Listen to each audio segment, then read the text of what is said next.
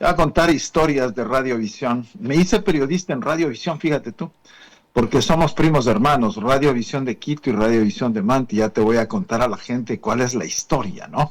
Es una historia llena de emociones.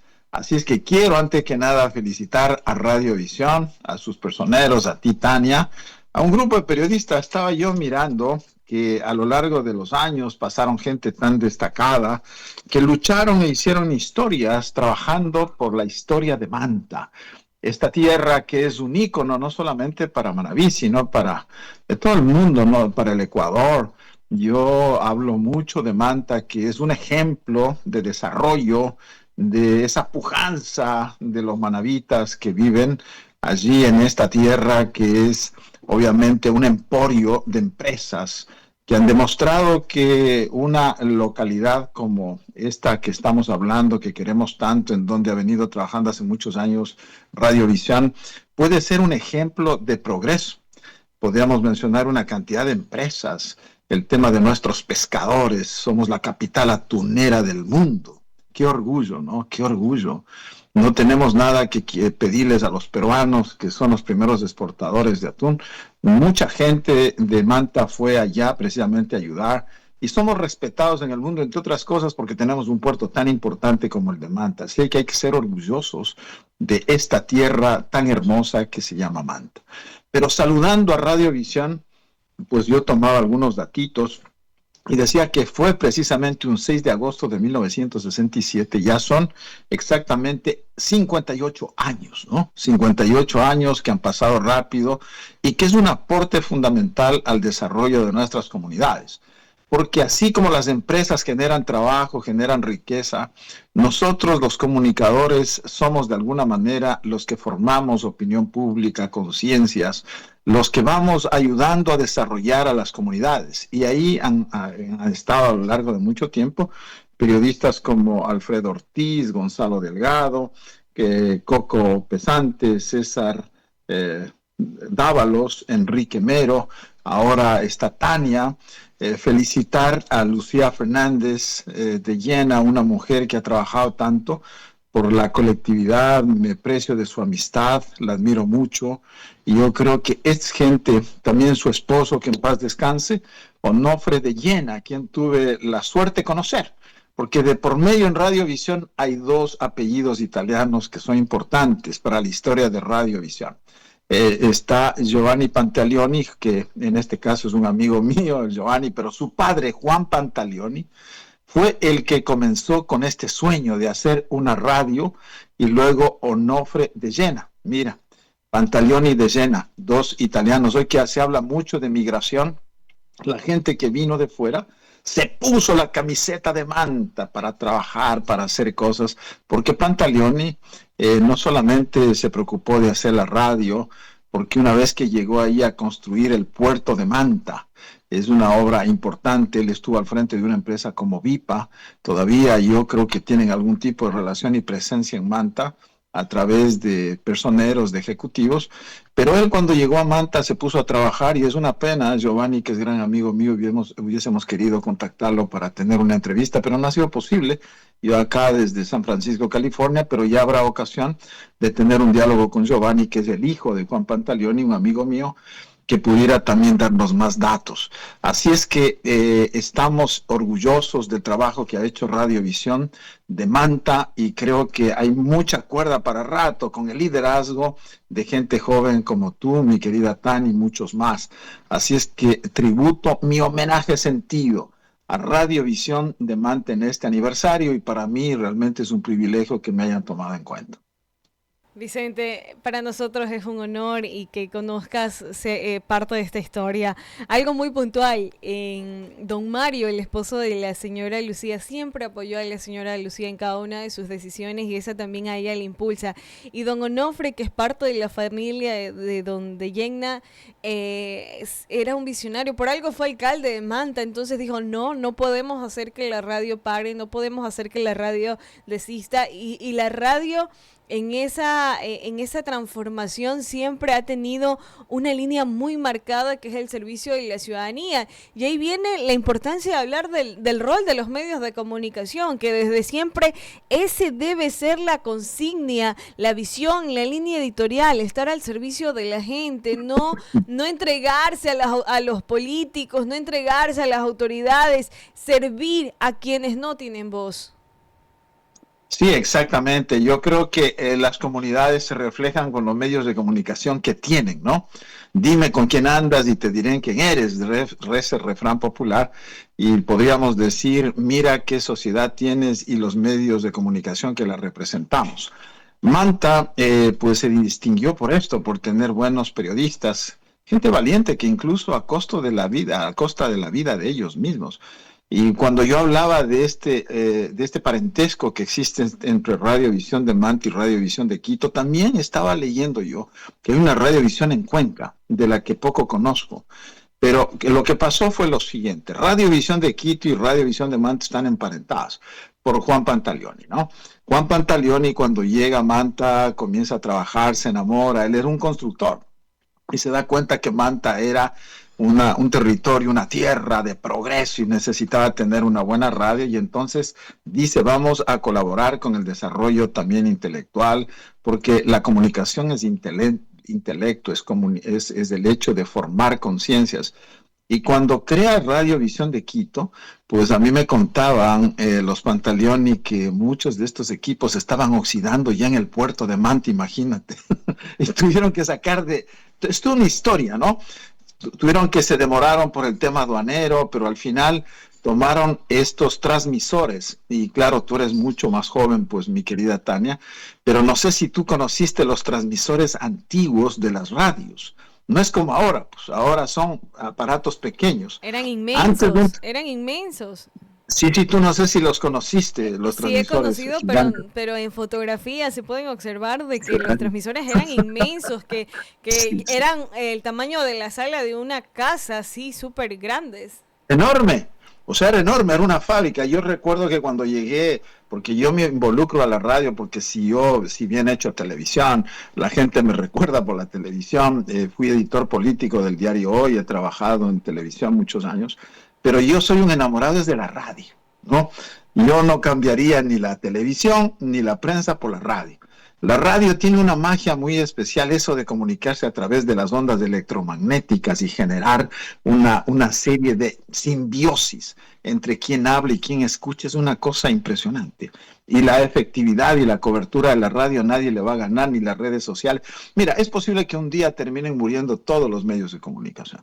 Puede pasar algo con las redes sociales, etcétera, las plataformas, pero lo que yo sí te aseguro, y le apuesto a quien quiera, es que la radio nunca va a morir, nunca, jamás, ¿no es cierto? Y la importancia que tiene.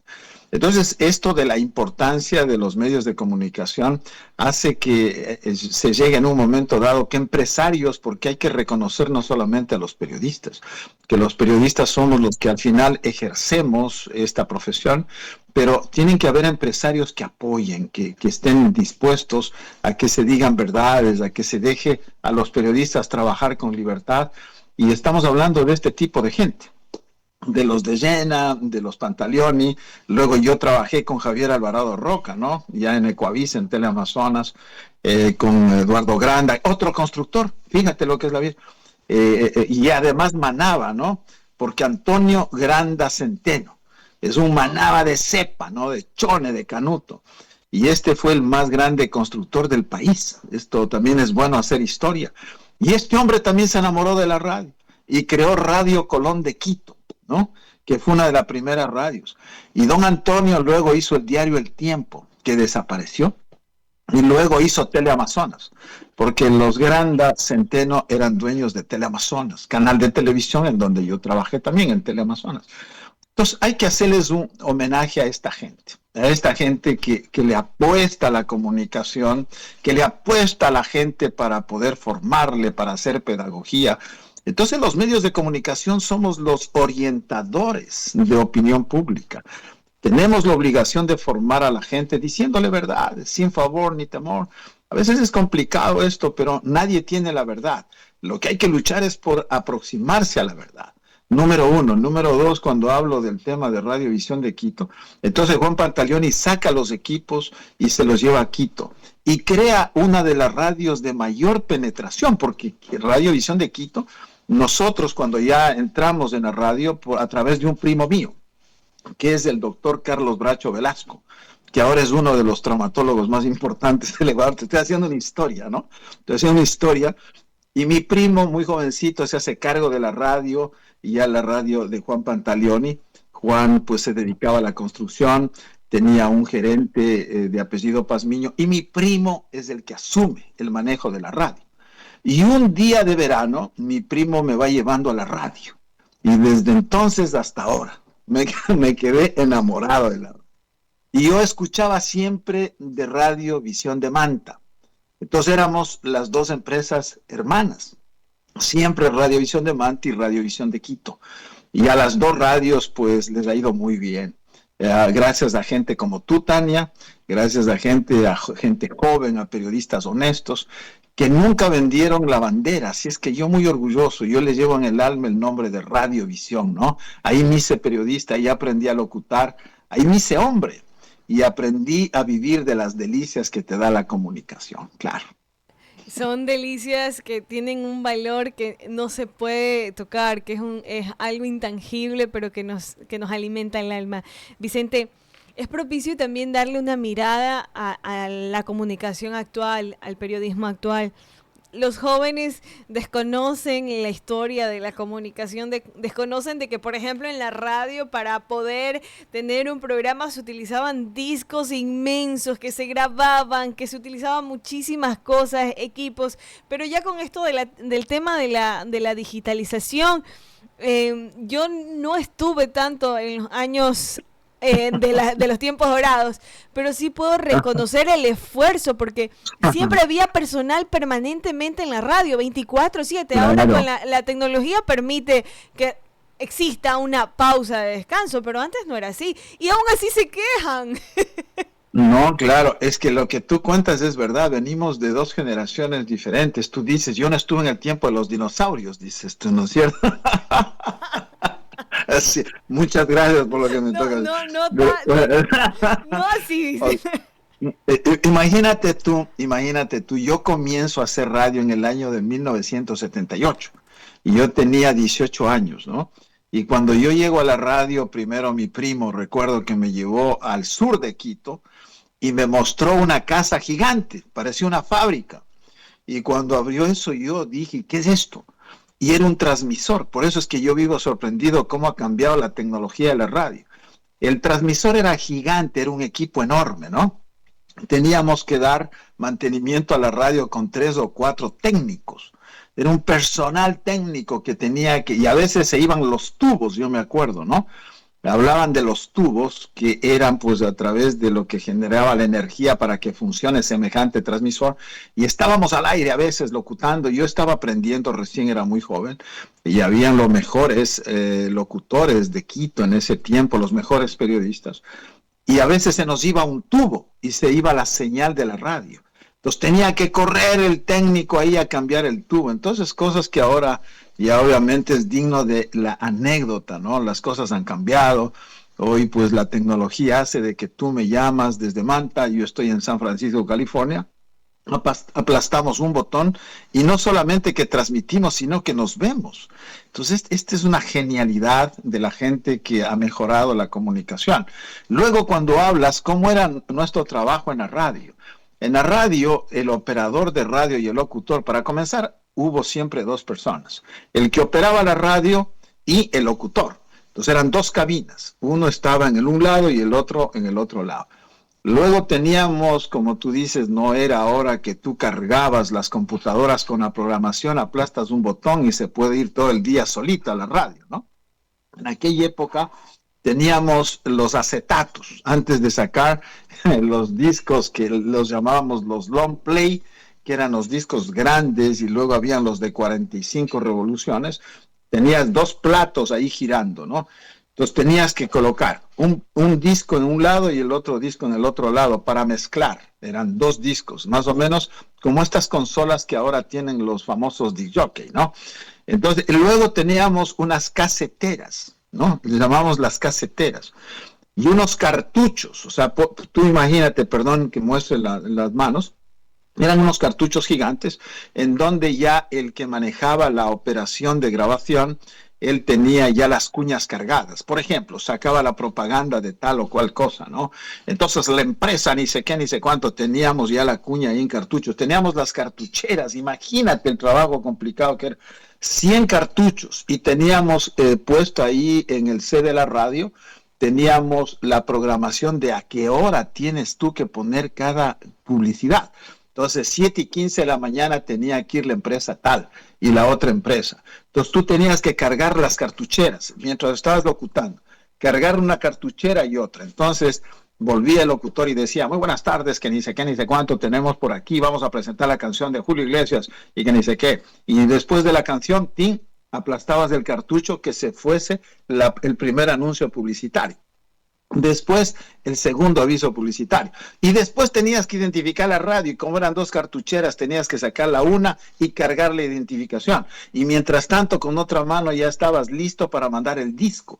Entonces era una cosa impresionante y tú tenías turnos de 6-7 horas y terminabas absolutamente agotado porque tenías que operar la radio, tenías que locutar, tenías que levantarte a la discoteca a buscar, ¿no? ¿Qué disco vas a poner? Y si por ahí en algún momento tú te entretenías hablando por teléfono con alguna admiradora que llamaba, pues, decía, quiero conocer a fulanito, le dice, ¿qué? Ah, claro, que dice qué, porque ese es otro cuento, ¿no? De los amores de la radio y los o sea, impresionante. Entonces, no, es un mundo fascinante y ahora obviamente ha cambiado totalmente. Pues ahora las cosas son totalmente distintas. Pero venimos de ese mundo fascinante de la radio, que muchos de los locutores, de los presentadores, de los periodistas de aquella época, seguimos añorando con nostalgia, ¿no?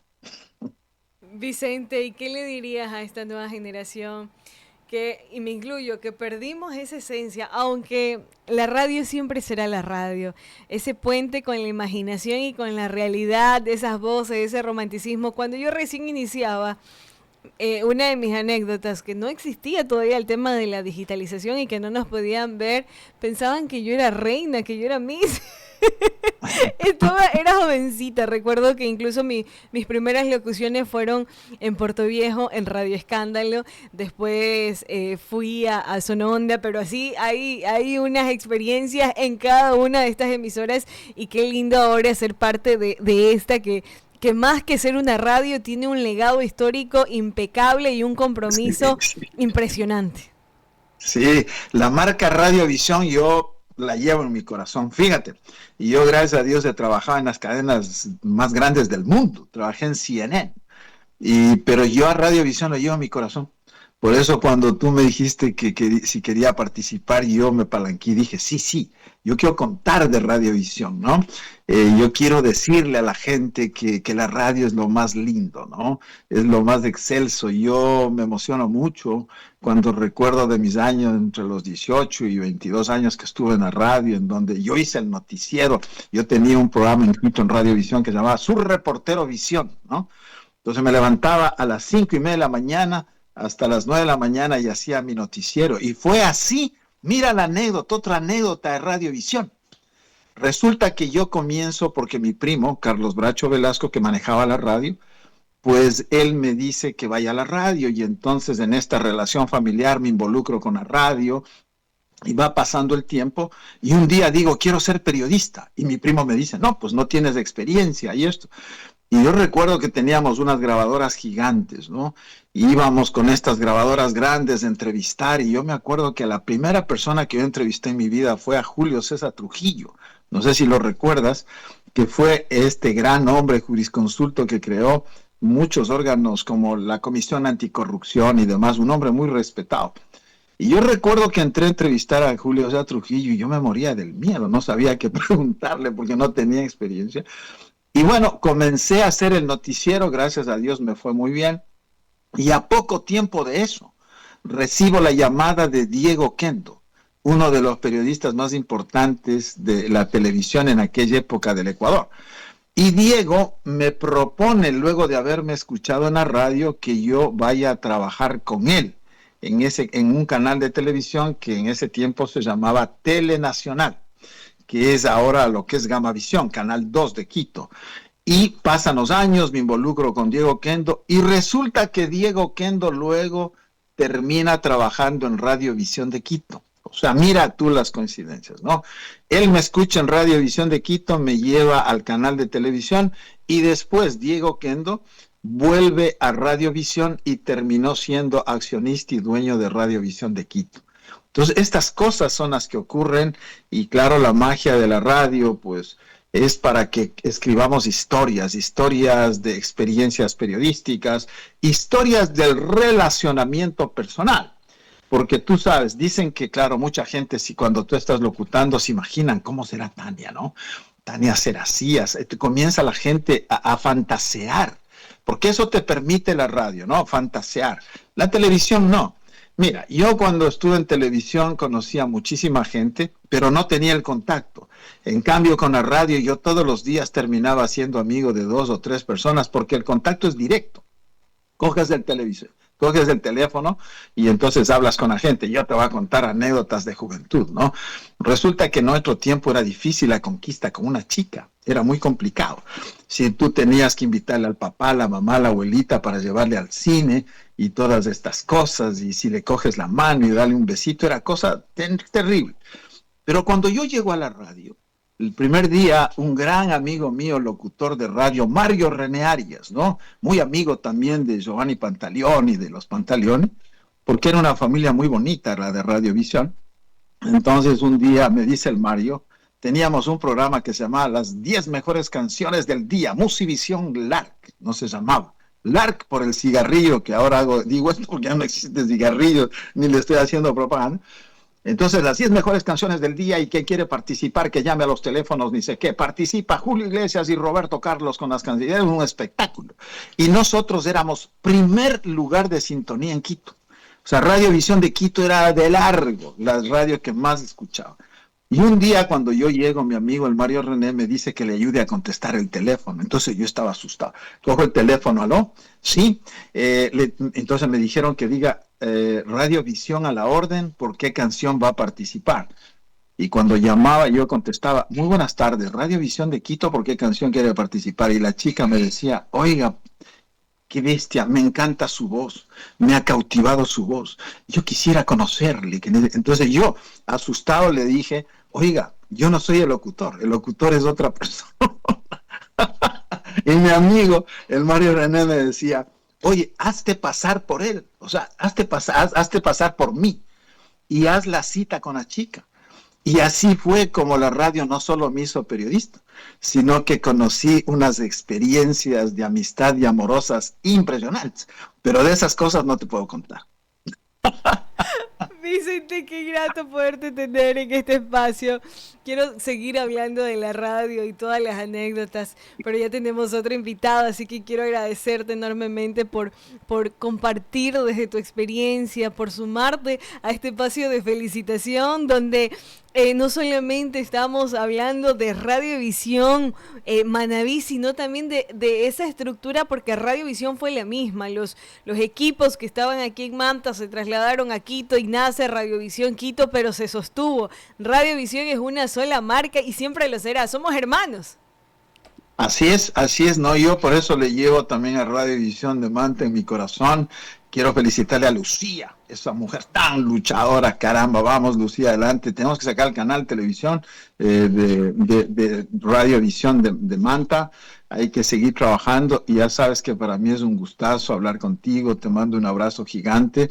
Que Diosito les bendiga, que les vaya súper bien. Manta se merece tener una radio como Visión. Muchísimas gracias, Vicente, te agradezco enormemente y el abrazo también fuerte de mi parte hacia ti con mucho respeto y cariño. Son las 9 de la mañana con 2 minutos, vamos a una brevísima pausa y seguimos sumando voces, seguimos hablando de la radio porque la radio es